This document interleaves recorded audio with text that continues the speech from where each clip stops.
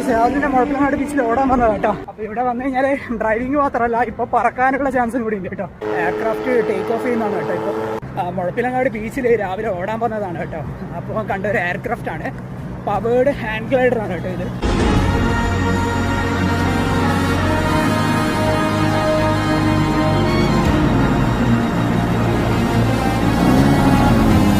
രാവിലെ തന്നെ കുറേ വാഹനങ്ങൾ ഇവിടുന്ന് ഡ്രൈവ് ചെയ്യുന്നുണ്ട്.